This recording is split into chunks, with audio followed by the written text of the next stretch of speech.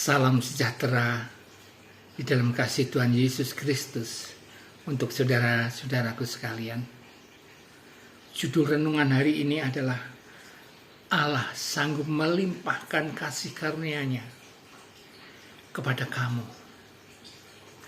Firman Tuhan yang mendasari diambil dari 2 Korintus 9 ayat yang ke-8a yang demikian bunyinya. Dan Allah sanggup melimpahkan segala kasih karunia kepadamu. Saudaraku yang dikasihi oleh Tuhan Yesus, makna yang penting dari firman Tuhan itu adalah satu, kedaulatan dan kemampuan Tuhan Allah itu adalah sumber berkat bagi orang banyak, tidak terbatas, tapi meluas ke seluruh dunia untuk memberi jaminan iman bagi manusia. Filipi 4 ayat 19. Mana yang kedua? Berkecukupan itu dalam semua aspek manusia. Kasih karunia itu meliputi segala aspek kehidupan untuk menghadapi manusia itu dalam kehidupan seseharinya. Mazmur 23 ayat 1. Aspek yang ketiga, tujuan kelimpahan yang diberikan Allah itu bukan untuk menimbun diri sendiri, bukan, tapi harus disalurkan pada sesama manusia. Kebajikannya, imannya, kasihnya, segala sesuatu. 1 Timotius 6 ayat 17-19. Bagian yang kedua, saudara-saudara, praktek sekarang ini Allah memberikan kasih karunia yang berkelimpahan pada setiap orang yang percaya. Praktek yang pertama, gaya hidup yang produktif, gaya hidup yang menghasilkan, yang produktif, bukan gaya hidup yang menghabiskan, bukan, tapi gaya hidup yang produktif. 2 Korintus 9 ayat 11. Praktek yang kedua, pemberdayaan ekonomi pada sesama. Kelimpahan yang diberikan oleh kasih karunia Allah itu bukan ditimbun untuk dirinya sendiri, bukan, tapi harus disalurkan berkat-berkat itu kepada sesama.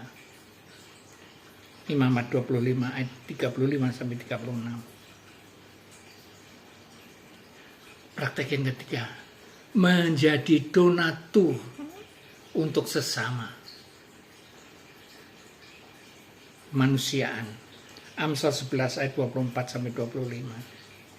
Praktek yang keempat, menyebarkan kasih karunia itu tidak hanya dengan materi saja, bukan, tapi kasih karunia diberikan pada manusia bukan dalam materi saja, pengetahuan, iman, kebajikan kepada seluruh dunia. 1 Petrus 4 ayat 10. Bagian yang ketiga, saudara-saudaraku, kesimpulan. Bagaimana Allah memberikan kasih karunia berkelimpahan kepada setiap orang. Kesimpulannya bagaimana? Satu,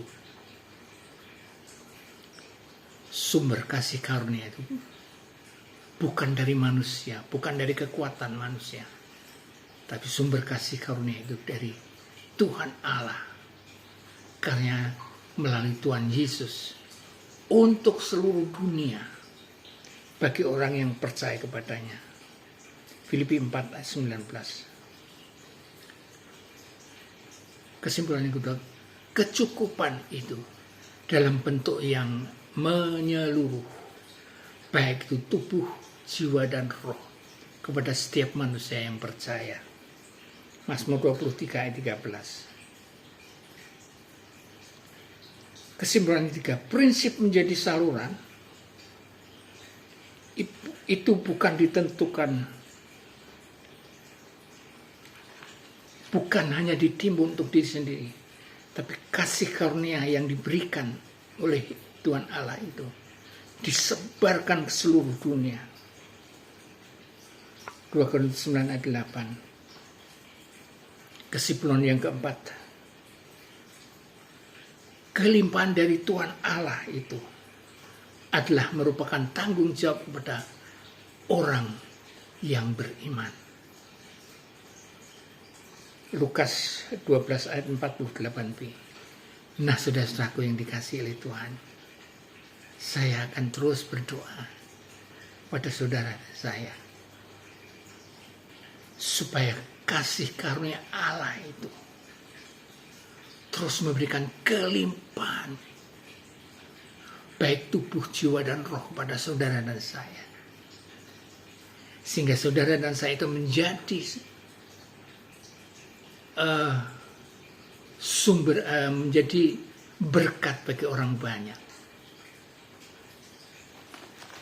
Immanuel. Amin.